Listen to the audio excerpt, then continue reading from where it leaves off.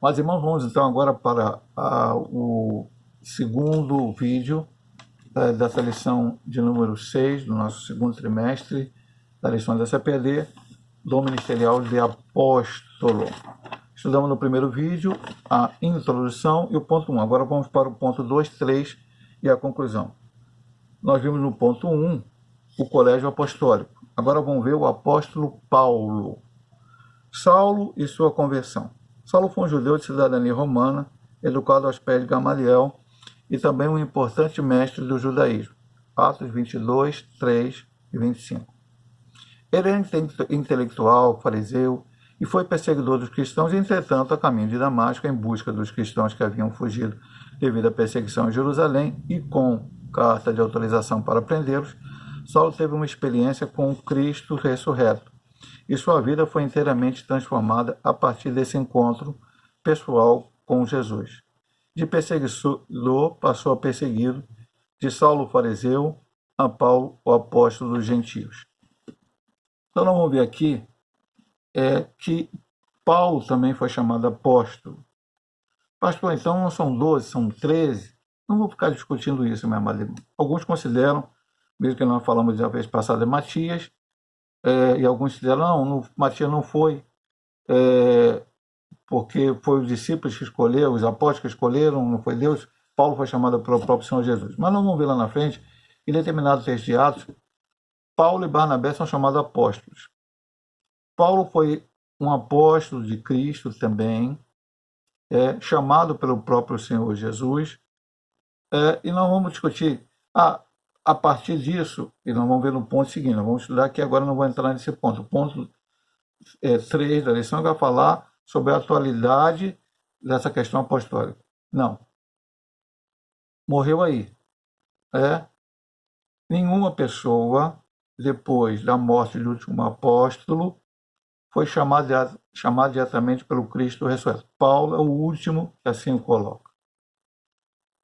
Só vou fazer uma observação aqui no final. Eu sei que é um jogo de palavras bonito, bacana, interessante, mas Saulo e Paulo, eu já expliquei isso aqui, são a mesma pessoa. Então, Saulo, fariseu, poderia ser também Paulo, fariseu. E Saulo, o apóstolo, poderia também ser Paulo, o apóstolo. Então, a transformação dele não foi uma troca de letra, uma troca de nome. Saulo, hebraico, Paulo, grego, não é uma mudança. Quando ele se converteu, Lucas continuou chamando ele de Saulo. E lá na frente, em algum momento, ele passou a chamar ele de Paulo. Não há uma característica bíblica de uma mudança nesse sentido. Não vamos dizer que o autor está errado, pastor. Não, é um jogo de palavras que faz a gente entender, talvez até melhor, né? Olha, aquele homem que era fariseu, tinha essa característica, agora tem outra, mas é apenas o mesmo nome.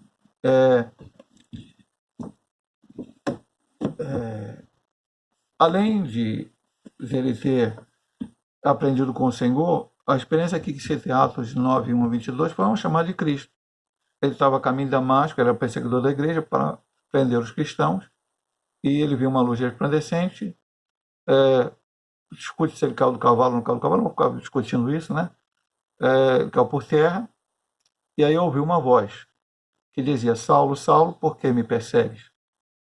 E disse: quem está falando isso comigo, né? Estou parafraseando. Que voz é essa? E o Senhor: eu sou Jesus, a quem tu persegues. Dura coisa é acrescentar os aguilhões e tal. E aí ele fica cego, ele é mandado vai até a cidade, fica ali orando e jejuando, até que Deus manda então um homem chamado, se eu não me engano, Simão. Eu não gosto de citar assim de cabeça, às vezes a gente erra, né? Eu vou aqui em Atos 9. Essa é uma das histórias mais lindas da Bíblia, né? A transformação desse homem, e depois eu vou fazer um comentário. Desculpa, falei Simão não, mas é Ananias. Eu chamo Ananias, que aparece Ananias, manda ele orar por Saulo. Ananias ainda fala: Senhor, mas ele é o perseguidor da igreja? Não, vai lá, que ele é um escolhido aqui, ó. Vai, porque este é para mim um vaso escolhido para levar o meu nome diante dos gentios, reis, os filhos de Israel. Eu lhe mostrarei quando deve aparecer o meu nome. Então, Saulo foi um escolhido. E aí eu falando Saulo, porque o Senhor disse para ele, o Senhor não disse para ele: Paulo, Paulo. E Saulo, Saulo, por que me persegue? E ele se transformou agora, não naquele momento. Deus foi fazendo uma obra na vida dele, orientou, ensinou, até o momento em que ele foi separado para o ser missionário. Então ali ele começou essa missão dele de apostolado, de enviar, de pregar a palavra, até então quem não tinha sido prego. Desculpa, prego não, eu falei errado aqui, perdão, meus irmãos, para a palavra. Não, quem não tinha sido pregado, ele foi aos gentios. Pedro tinha pregado lá a Cornélio, mas ali bem perto, Deus mandou, foi uma coisa meio especial. Mas Paulo fez viagem. Paulo foi a várias cidades onde nunca tinha chegado o evangelho de Cristo. Tinha chegado o judaísmo. Ele até primeiro na sinagoga, mas o evangelho não. E Paulo foi lá e pregou a palavra. Um homem preparado para servir. Dos 27 livros do Novo Testamento, 13 foram escritos pelo apóstolo Paulo. Com um grande tratado teológico encontramos em sua epístola aos Romanos. Seu legado teológico foi grandioso para o cristianismo, mas, para além da intelectualidade teológica, o apóstolo gentil levou uma vida de sofrimento por causa da pregação do Cristo ressurreto. Eis a declaração apostólica que denota essa verdade. Combati o bom combate, acabei a carreira, guardei a fé. Essa é uma característica importante também. Vamos sair um pouco de Saulo, rapidamente voltar para os 12. Na Bíblia, só o relato em Atos da morte de Tiago, morto ao fio da espada por Herodes.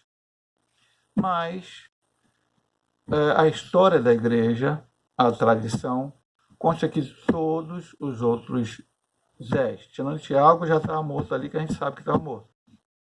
Os outros 10, tirando João, que não morreu de morte matada, né? Não foi morto, mas morreu de velhice. Os outros 10 foram martirizados. A tradição diz que Pedro foi crucificado de palma para baixo, André em forma de X, Tomé martirizado na Índia, enfim. E foram pregando o evangelho em vários lugares diferentes. E foram martirizados.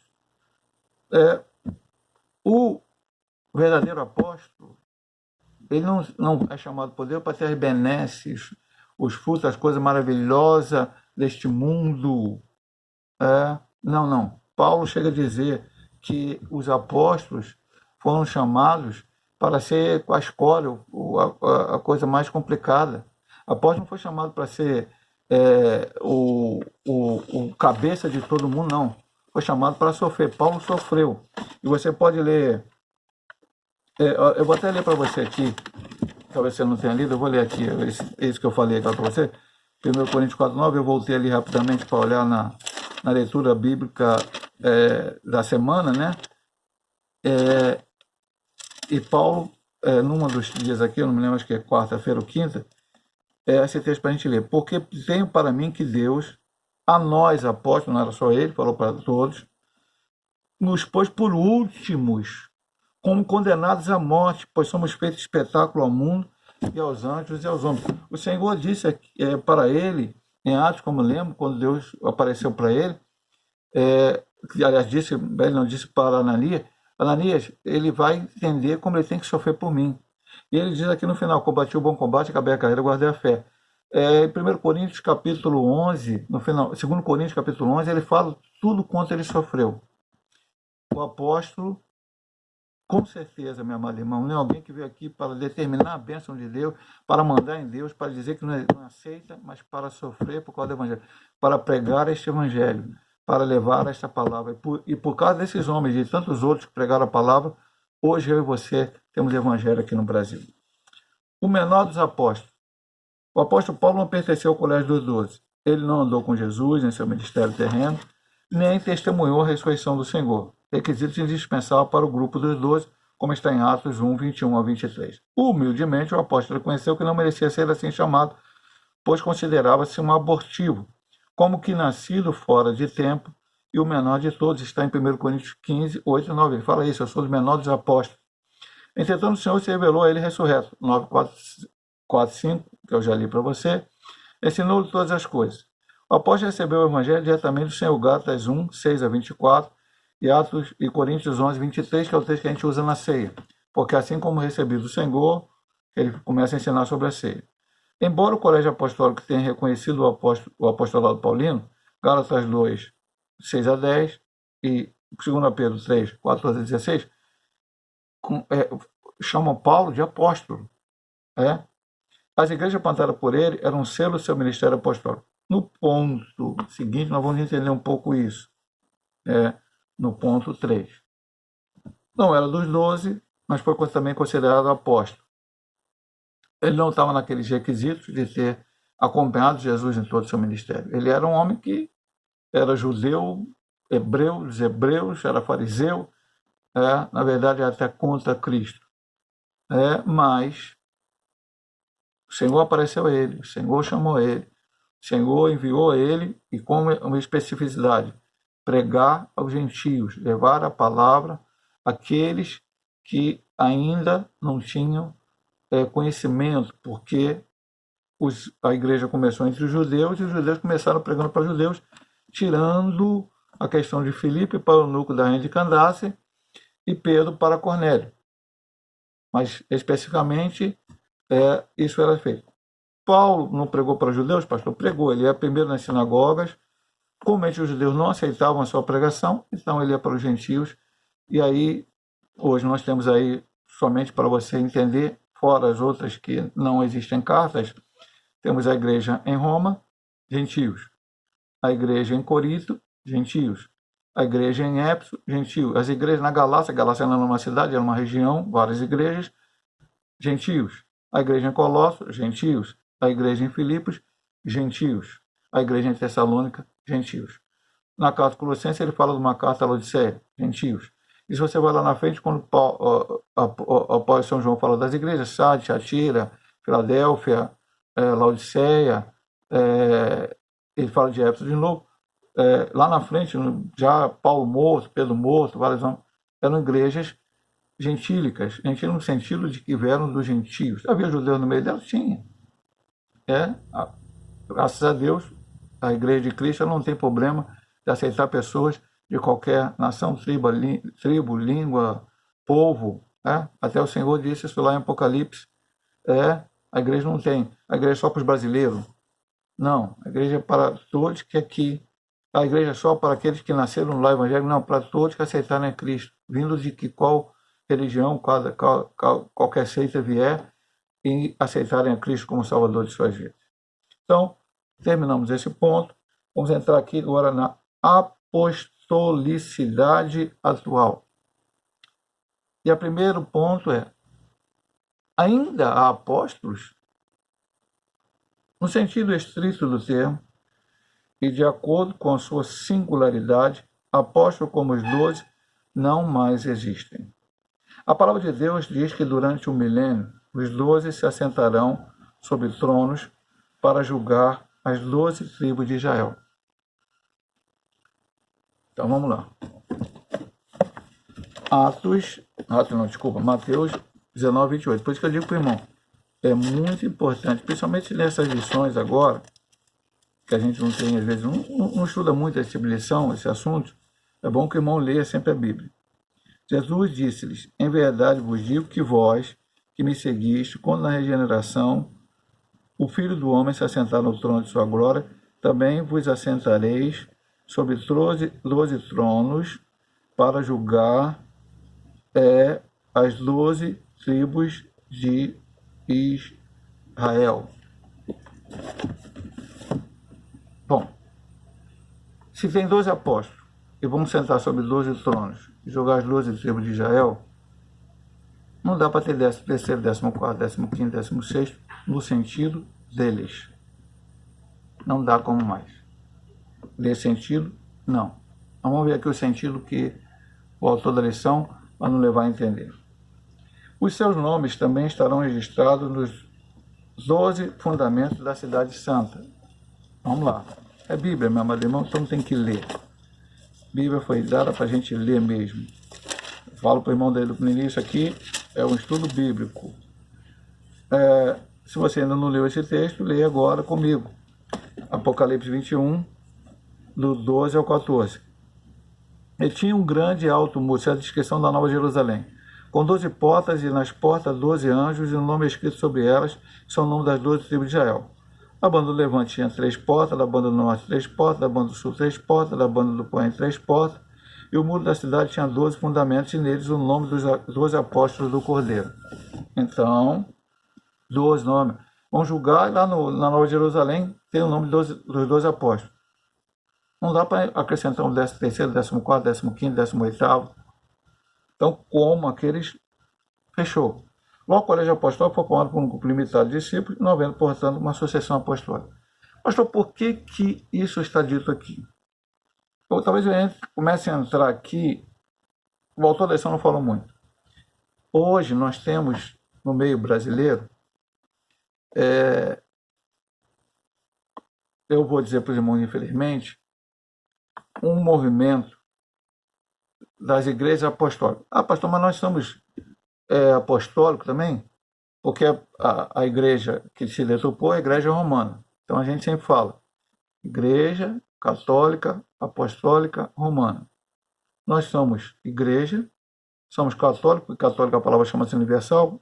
Você não vai encontrar, pelo menos eu não vi, igreja protestante católica. Não, isso não existe. O nome católico é um nome geral, né, para todo mundo. Então, a gente não usa, porque a igreja católica tomou esse nome depois detupou e tal. Apostólica, somos, porque nós viemos baseados nos apóstolos de Cristo, porque eles aprenderam com Cristo. Somos romanos? Não. Aí é que entrou a deturpação e entrou os ensinamentos errados, aquela coisa toda. Ponto. Os católicos romanos começaram com essa ideia de Papa, sucessor de Pedro, autoridade apostólica, e arcebispo e cardeal. Né? Bom, infelizmente hoje no meio evangélico está entrando isso de novo. Então, alguns hoje no meio evangélico brasileiro se denominam apóstolos e querem ter talvez mais autoridade que os próprios apóstolos de Cristo tiveram. Não. Aqueles 12 foram aqueles 12, acabou. Encerrou. Não tem necessidade mais disso. Nós vamos ver, aqui no ponto 3, quem pode ser chamado apóstolo hoje e por que pode ser chamado apóstolo. Lembrando sempre lá do início, o que significa apóstolo? Qual é o significado da palavra apóstolo? Então, vamos ver aqui. Apóstolo fora dos 12. A carta aos Efésios apresenta a vigência do dom ministerial de apóstolo. Então, lá fala que havia apóstolos. O teólogo Stanley Orton informa-nos que o Novo Testamento indica que havia outros apóstolos que também haviam sido dados como dons à igreja. Entre esses se chamam Paulo e Barnabé, em Atos 14, que Paulo e Barnabé são chamados apóstolos, bem como os parentes de Paulo, Andrônico e Júnia. Então vamos ler aqui Romanos, que Paulo é chamado de apóstolo, acho que ninguém tem dúvida, né? Que ele é chamado. Quando a gente lê aqui, carta do apóstolo São Paulo aos Romanos, carta do apóstolo São Paulo aos Efésios. Nesse capítulo 16, ele faz várias saudações a várias pessoas. E vamos ver o que diz aqui esse versículo que o autor da lição nos cita. É o versículo 7. Saudai Andrônico e Júnior, meus parentes e meus companheiros na prisão, os quais se distinguiram entre os apóstolos que foram antes de mim em Cristo.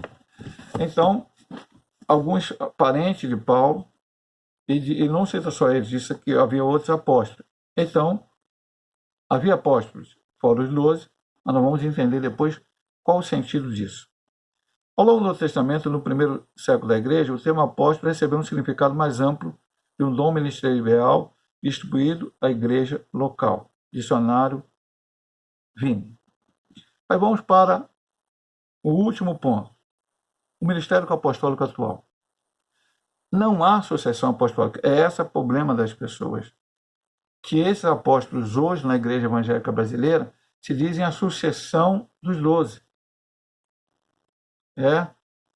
E por isso você vê de hoje com o negócio de G12, agora eu já ouvi falar de M12. É uma série de coisas aí que trazem. E cobertura apostólica. Cuidado, meu amado irmão. Nós estamos cobertos pelo Pai, pelo Filho e pelo Espírito Santo. E se hoje, mais especificamente, podemos dizer, nessa dispensação, pelo Espírito Santo, que ele veio como Consolador. Não é homem, seja qual título que for, apóstolo, pastor, profeta, missionário, bispo, arcebispo, o nome que quiser dar. A cobertura, não tem alguém que esteja. Não existe um. E aí as pessoas colocam como se fosse um intermediário entre Deus e o homem. A Bíblia diz em Timóteo, 1 Timóteo capítulo 2, só há um que está entre Deus e os homens, é Jesus Cristo, o homem. Não existe outro. Não tem papa, não tem padre, não tem apóstolo, não tem bispo, não tem pastor, não tem ninguém que esteja entre nós e Cristo. Todos nós. Quando Cristo morreu, se abriu um novo caminho, diz a carta de Hebreus. O véu do tempo foi rasgado de alto a baixo, e cada um de nós pode chegar à sala do trono e falar diretamente com o Pai e vai nos ouvir. Ah, pastor, mas não tem que ter pastor, não tem que ter. Até nós vamos ver aqui o sentido de apóstolo no dia de hoje, não tem que ter diácono, presbítero, tem. É outra coisa, meu amado irmão, até porque os dons ministeriais continuam. Depois nós vamos estudar o dom de profeta, o dom de pastor, o dom de doutor, todos esses aí, o dom de evangelista, tudo isso nós vamos estudar. Perfeito? Mas não é como aquele tempo. Não há sucessão apostólica. Essa é uma doutrina formada pela Igreja Romana, infelizmente copiada por algumas evangélicas para justificar a existência do poder papal. O ministério dos 12 não se repete mais. O que há é o ministério de caráter apostólico. Atualmente, missionários enviados para evangelizar povos não alcançados pelo Evangelho são dignos de serem reconhecidos como verdadeiros apóstolos de Cristo. Ah, pastor, então vou sair daqui para evangelizar nos Estados Unidos. Hoje tem muitos, nada contra, não estou dizendo que esteja errado. Mas os Estados Unidos é uma nação eminentemente cristã. Como eu vou alcançar uma nação que já tem o Evangelho? Se lá tem quem não aceita Jesus, não é por falta de pastor, apóstolo, ministro, sei lá o nome que você quiser dar, bispo, igreja, denominação, não. Lá, de todos os presidentes americanos, somente um não foi protestante. John Fitzgerald Kennedy. Somente esse era católico romano. Todos os outros eram protestantes. Então você vê que é uma nação protestante. Mas hoje tem saído gente aqui para ser missionário nos Estados Unidos. Não pode ser chamado apóstolo. Ele está indo para pregar no lugar onde já foi pregado. Ou outra nação qualquer. Eu falei Estados Unidos, eu poderia falar outra qualquer. Mas eu vou pregar um povo lá desconhecido que nunca ouviu ninguém, com risco até de morrer. É só você pegar livros missionários aí que você vai ver como homens e mulheres se arriscaram, como você vai pegar no lado dos apóstolos, vai ver que aqueles homens também assim o fizeram. Paulo levou a palavra e quanto Paulo foi perseguido? Eu falei do capítulo 11 de Coríntios, ele falou que levou 5 vezes 40 açoites, menos 1, ou seja, seriam 200 açoites, menos 5, 195 açoites, em um momento diferente, por causa do Evangelho de Cristo, somente por causa disso, naufrágio. Então, é aquele que coloca até a sua vida em risco. Aí ele começa a citar alguns homens.